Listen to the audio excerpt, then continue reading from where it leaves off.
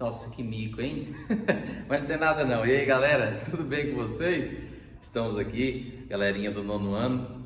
E hoje nós vamos aprender sobre os fatores que vão afetar, os fatores que vão influenciar o processo evolutivo, certo? Na aula passada nós falamos das ideias evolucionistas. Nós lembramos os conceitos de Darwin e também falamos um pouquinho de Wallace e a questão do Lamarckismo, a questão do Lamarck, beleza? E agora nós vamos entender esses 4 pontos aqui que vão afetar, que vão influenciar o processo de evolução. É sabido que as espécies, elas passam por processos de evolução ao longo de sua história. Então toda espécie teve um processo evolutivo. E esse processo evolutivo, ele teve como resultado a adaptação da espécie ou pode ter levado à morte da espécie. No caso, a extinção. Então eu preciso ter noção disso. A evolução é um processo que vai resultar como adaptação e a espécie pode conseguir espalhar ao longo do planeta e de algumas regiões e pode levar também a questão da extinção, a espécie não existir mais, beleza? Então eu tenho que ter ciência disso. E, mais uma vez eu lembro, não podemos dizer que uma espécie é mais evoluída do que a outra, certo? Dá um exemplo para vocês entenderem isso. Olha, vocês sabiam que galinha come escorpião? A galinha come escorpião, que é um animal peçonhento, um animal venenoso, e não acontece nada. Agora, o ser humano, se for picado por um escorpião, pode levar à morte. E aí? Aí a gente fala, nossa, a galinha e o ser humano é mais evoluído. Não, o ser humano tem mais características do que a galinha, que é uma ave, né? Mas nós não podemos dizer que o ser humano é mais evoluído. Ele é mais complexo, ele tem mais características, certo? Eu fico batendo nessa tecla para a gente não errar e não falar besteira, certo? Mas vamos aos 4 fatores aqui que o professor separou para vocês. Em primeiro lugar, a influência do ambiente.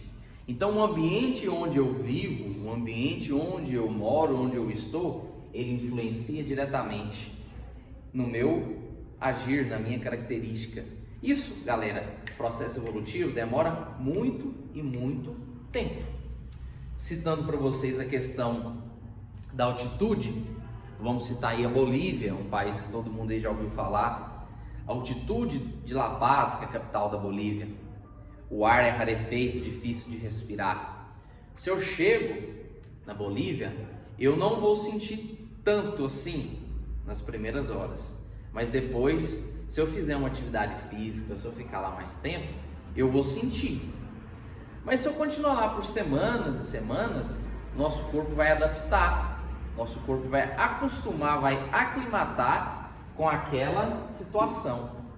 A temperatura, as pressões do meio ambiente, a disputa por parceiro, por território, tudo isso são influências do meio ambiente, certo? Segundo ponto, nós temos a mutação.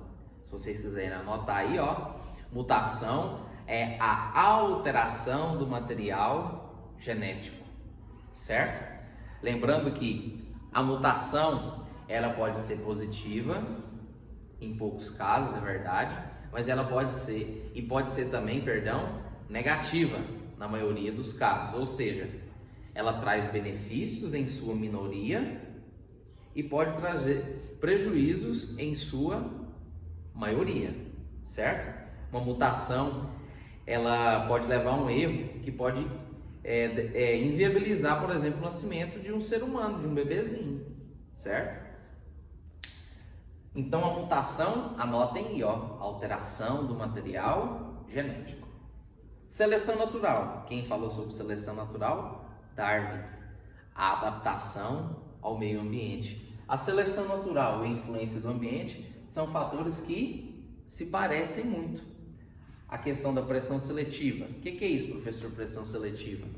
São as pressões que o meio exerce sobre o indivíduo, sobre a espécie. Disputa por parceiro, por território, por alimento.